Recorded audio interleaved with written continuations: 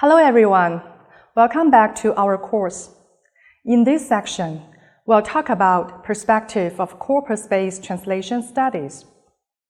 In the 1990s, with the vigorous development of corpus linguistics and the rise of descriptive translation studies, a group of scholars represented by Professor Mona Baker from the Center for Translation and Intercultural Studies at the University of Manchester in the United Kingdom applied corpus to translation research, opening up a new paradigm of translation research, corpus-based translation studies.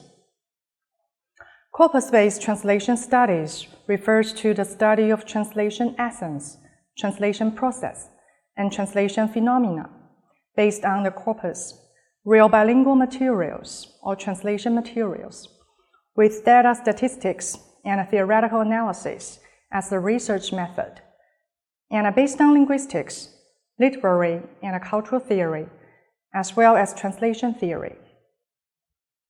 Corpus-based translation studies was first formally proposed by Professor Mona Baker in the year 1996 in a paper entitled Corpus-based Translation Studies, The Challenges in Lie Ahead.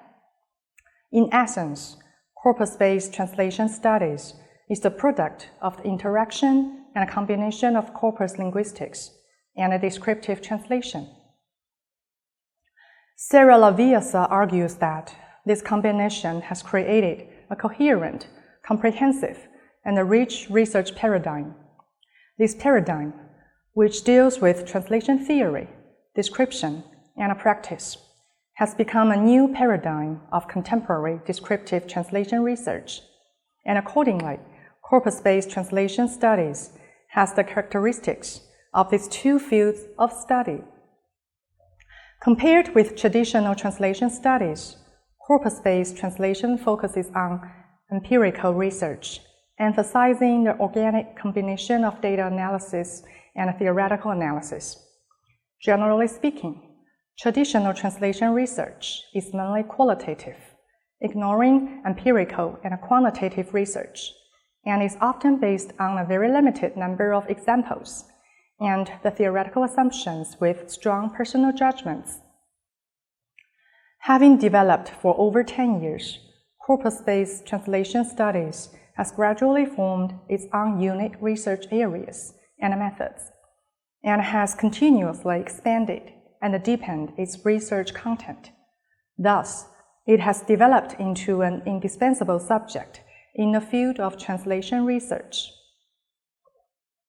Let me use an example of the corresponding relations between English passives and Chinese sentences from Professor Hu's book, 语料库翻译学概论, to illustrate the application of corpus-based translation studies in applied translation.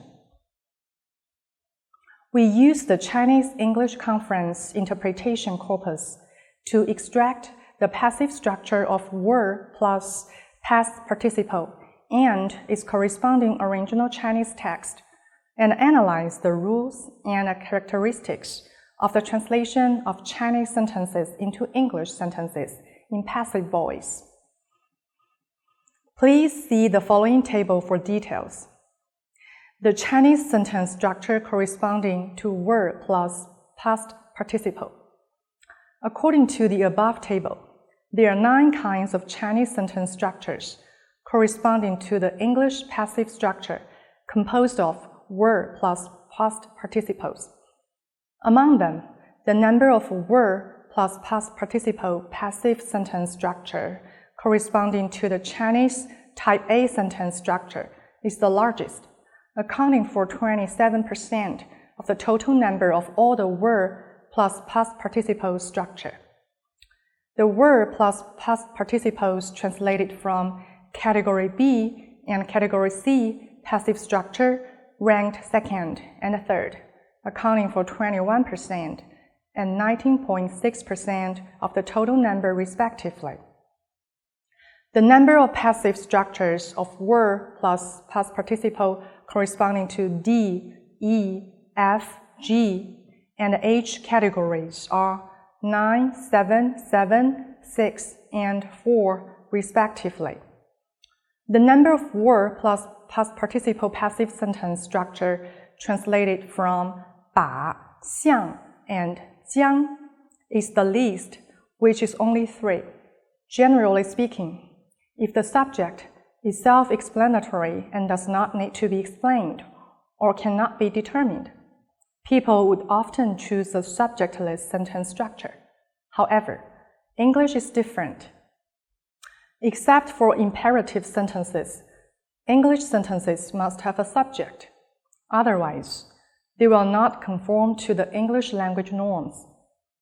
Due to this difference between English and Chinese sentences without a subject are usually translated into the passive voice in English, and the object followed by the predicate verb is translated into the subject without a clause. Let's use 2 examples to explain. The first example, 据初步统计，15期间累计完成通用航空作业飞行 33.6万小时，比95期间增长 59%， 5年平均增长率为 11% 左右。Translation. According to preliminary statistics, during the 10th five-year plan period, a total of 336,000 flight hours of general aviation were operated, up 59% over the 9th five-year plan period, with an average growth rate of 11% during the 5 years. Example 2. 5年中，与42个国家签署了新的双边航空运输协定或航权安排。2005年末，中国与他国航空运输协定达98个。Translation is, in the 5 years, new bilateral air services arrangements or air traffic rights arrangements have been concluded with 42 countries.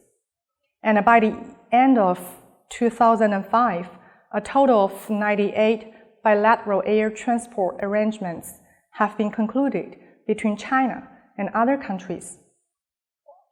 In example 1 and 2, the Chinese sentences are type A sentences, which are all translated into passive voice in English.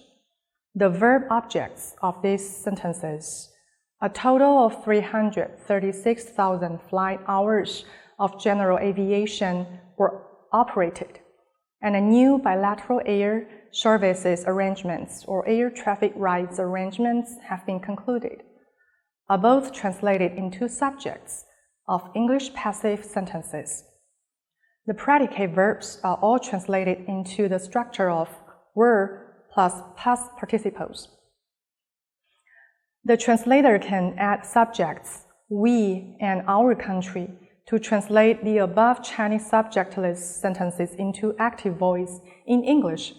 However, this requires the translator to determine the subject within a very limited amount of time, and the act of adding the subject will make the expression subjective. On the contrary, choosing the passive voice can avoid mentioning the subject and can make the expression more objective and formal. To sum up, the quantitative analysis in corpus-based translation studies helps translators to find some rules in translation, and it has become a very important translation theory.